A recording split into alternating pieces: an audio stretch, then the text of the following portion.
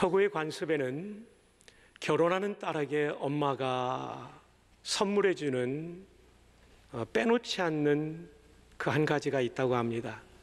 그게 진주라는 보석입니다. 진주의 별명은 서양에서는 얼어붙은 눈물이라고 한답니다. 얼어붙은 눈물. 진주가 이렇게 하얗고 딱딱하잖아요. 얼어붙은 눈물. 왜 이 진주를 선물로 주냐면 두 가지 이유 때문에 그렇다고 합니다. 첫 번째, 결혼 생활하면서 눈물 흘릴 일이 있을 것이다. 그다음 두 번째로는 근데 그 눈물은 진주 같은 보석을 내 인생에 안겨줄 것이다. 이런 교훈적인 의미를 가지고 진주를 선물로 준다고 합니다.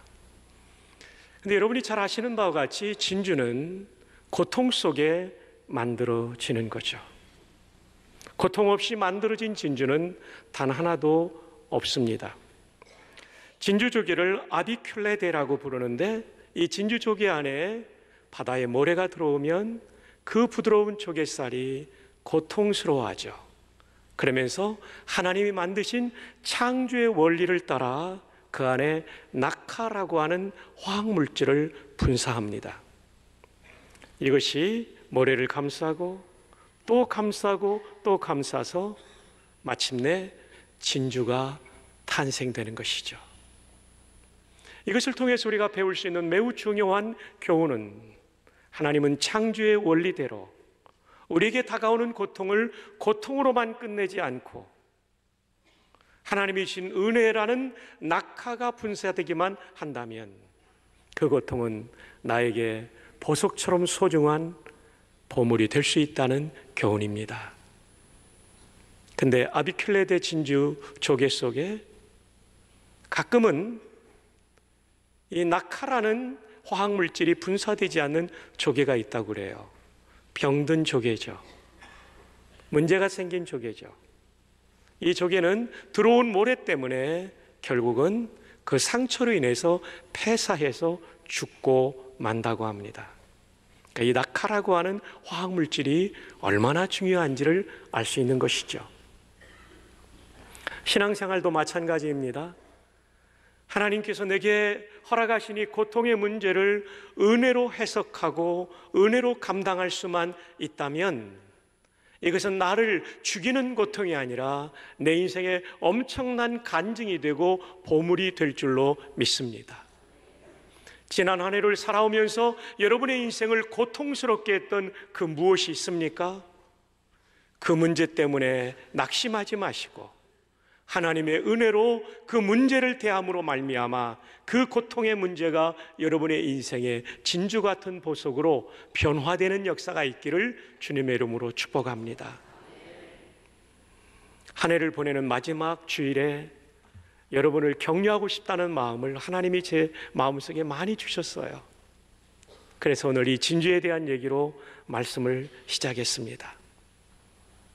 자, 그렇다면 이 한 해를 보내면서 매우 힘들게 한 해를 살아온 여러분들에게 하나님께서 주시는 격려는 무엇일까요? 오늘 시편 42편을 통해서 우리가 살펴보게 될 것인데 표제어에는 고라 자손의 시라고 되어 있지만 이 경험은 다윗의 경험이었답니다. 다윗의 경험을 고라의 자손들이 대신 기록한 시편이라는 것이죠. 그래서 오늘 본문의 말씀을 잘 들여다보면 다윗 왕의 고통을 우리가 절절히 느낄 수가 있죠. 사랑하는 여러분, 우리 인생에도 이런 순간들이 있죠. 내가 고난을 당한 것도 힘든데 누군가의 비방이 내 마음을 후벼놓고 내 뼈까지 뚫고 들어오는 것 같은 아픔을 느낄 때가 있죠. 지난 한 해를 살면서 이런 고통스러운 상황을 경험한 성도들이 이 자리에 계실 거예요. 하나님이 어디 있어? 믿지 않는 사람들이 우리에게 그런 얘기를 할 수 있어요? 다윗은 믿는 사람들이 비방했지만 우리는 믿지 않는 세상 사람들이 하나님이 있다면 네가 그렇게 어렵게 살 수 있느냐라고 비방할 때 우리의 마음이 얼마나 힘든 순간이 많았겠습니까? 이럴 때 우리는 이 문제를 어떻게 대처해야 될까요? 그 대답을 우리는 오늘 성경을 통해서 발견할 수 있습니다. 시편 42편 5절에 내 영혼아 내가 어찌하여 낙심하며 어찌하여 내 속에서 불안해하는가. 너는 하나님께 소망을 두라. 그가 나타나 도우심으로 말미암아 내가 여전히 찬송하리로다. 뭐 하고 있냐면요, 다윗이 자기 자신을 격려하고 있어요. 대부분의 사람들은 불안한 상황과 낙심스러운 상황이 내 인생에 다가오면 그냥 내려놓습니다. 자포자기합니다. 그리고 자기의 인생을 방치시켜 놓습니다. 그러나 다윗은 그러질 않았습니다. 자기의 인생을 흔들어 깨웁니다. 내 영혼아 내가 어찌하여 낙심하며 어찌하여 내 속에서 불안해하는가. 너는 하나님께 소망을 두라. 그가 나타나 도우심으로 말미암아 내가 여전히 찬송하리로다. 하나님께 소망을 두라고 격려하고 있는 것입니다. 여러분, 한 해를 보내는 이 마지막 주일에 여러분 자신이 여러분을 격려할 수 있기를 바랍니다. 주변의 사람들이 도와주지 않아도 괜찮아요. 하나님 앞에서 내가 나를 격려하면서 일어설 수 있는 게 신앙의 세계의 능력입니다. 자포자기하지 마세요. 방치하지 마세요. 포기하지 마세요. 포기는 배추를 세는 단위에 불과합니다. 포기하지 마세요. 여러분을 일으켜 세우세요. 격려하세요. 다윗에게 배울 수 있는 소중한 것이에요. 내 영혼아 내가 어찌하여 낙심하며 어찌하여 내 속에서 불안해하는가. 너는 하나님께 소망을 두라. 여러분, 이 격려는 적극적인 사고방식, 포지티브 띵킹의 격려와는 다른 것입니다. 적극적인 사고방식은 너 할 수 있어, 나 자신이 할 수 있다, 내가 모든 것을 할 수 있다는 자신감을 불어넣는 것입니다. 없는 것보다 나을 수 있지만 그것은 신앙의 세계가 아닙니다. 우리는 내가 할 수 있다가 아니라 하나님이 하실 수 있다, 하나님의 도움으로 할 수 있다. 이게 신앙적인 격려입니다. 적극적인 사고방식의 문제는 뭐냐면 인간의 힘을 극대화하는데 문제는 인간은 아무리 극대화해도 한계가 있어요. 죽음을 해결할 수 없습니다. 해결할 수 없는 질병도 있습니다. 뿐만 아니라 내가 아무리 노력해도 안 되는 것이 있습니다. 그러므로 우리 신앙의 사람은 적극적인 사고방식을 취하는 사람이 아니라 하나님에 대한 믿음을 취해야 될 줄 믿습니다. 격려는 두 가지가 있죠. 인본주의적인 자기격려, 이것은 적극적인 사고방식이에요. 이것은 성경적이지 않습니다. 우리가 자기를 격려할 때 취해야 될 격려는 신본주의적인 자기격려. 내 영혼아 내가 어찌하여 낙심하며 어찌하여 내 속에서 불안해하는고. 너는 하나님을 바라라. 하나님을 바라보며 믿게 해주는 격려가 신본주의적인 자기격려요. 이 격려는 문제를 진정으로 해결하는 격려가 될 줄 믿습니다. 여러분, 신앙의 세계에 이런 부분이 있죠. 하나님의 말씀을 읽다 보면 이것이 남을 향한 말이 아니라 나를 향한 말씀이라는 게 깨달아져요. 지금 다윗이 그런 거예요.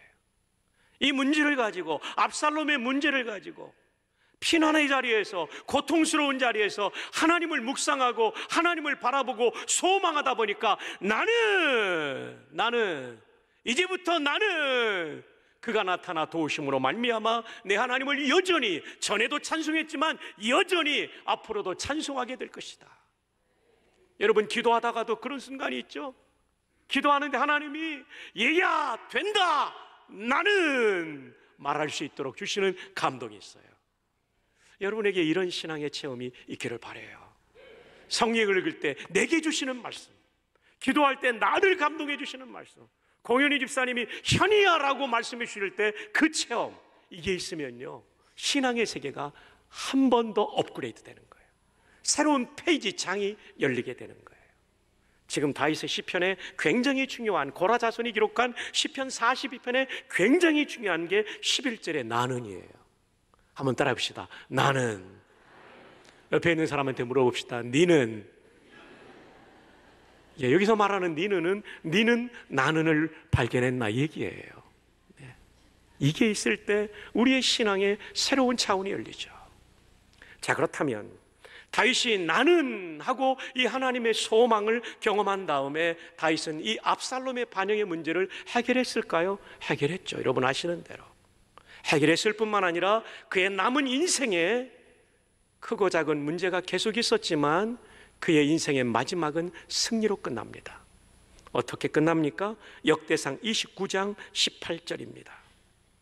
그가 나이 많아 늙도록 부하고 존귀를 누리다가 뭐하매? 죽음에.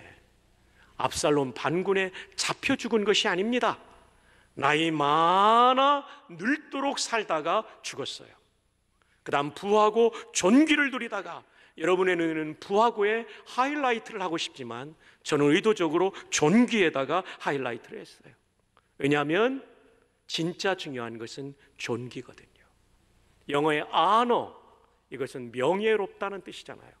존경받는다는 뜻이잖아요. 여러분, 돈 많은 부자 가운데 비난받는 사람이 얼마나 많이 있습니까? 세상적인 출세를 한 사람 가운데 존경받지 못하는 사람이 얼마나 많이 있습니까?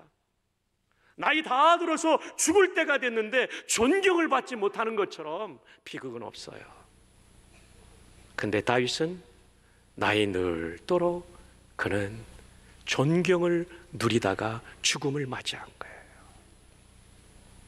여러분이 세상을 떠날 때 여러분의 배우자가 여러분을 향하여 존경을 표시할 수 있는 그런 삶을 살았다면 여러분은 성공한 분이에요.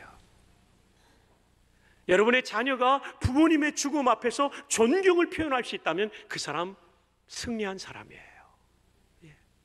여러분의 친구가 친구요, 나는 나이는 같지만 나이는 비슷한 동년배지만 당신을 존경하오, 잘 가시게나.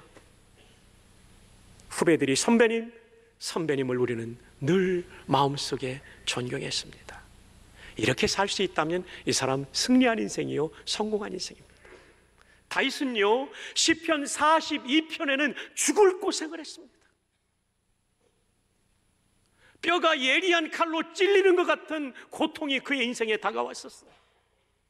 그러나 하나님께 소망을 두고 하나님을 바라보며 살았더니 그의 인생의 마지막 페이지는 가장 영광스러운 인생으로, 승리한 인생으로 마감할 수가 있었던 것입니다.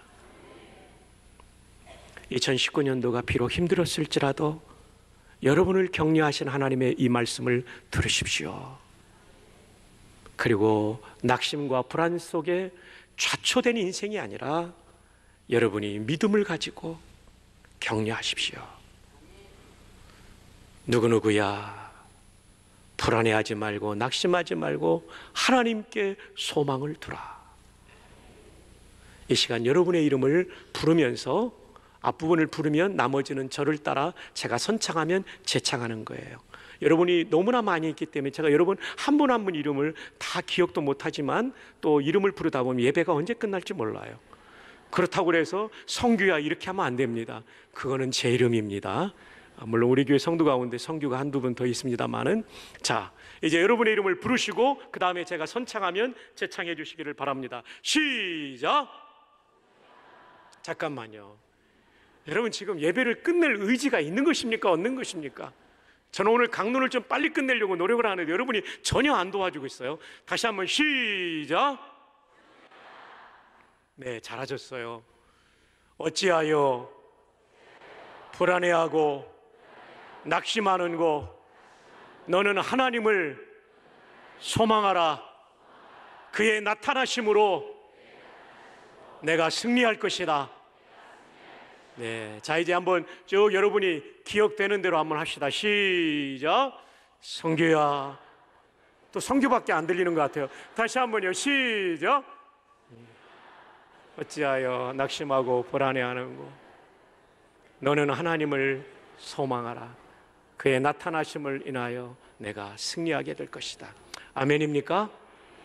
그래서 여러분 이 격려를 꼭 여러분 스스로 하나님을 믿음으로 할 수 있기를 바랍니다. 어디서 해야 될까요? 바로 지금 여기서입니다. 시편 42편 6절에 보면 다윗은 요단 땅과 헤르몬과 미살산에서 주를 기어가나이다 했는데요, 이게 전부 피난지예요. 피난지. 피난의 자리에서 그는 하나님을 기억하고 하나님을 소망했던 것이죠.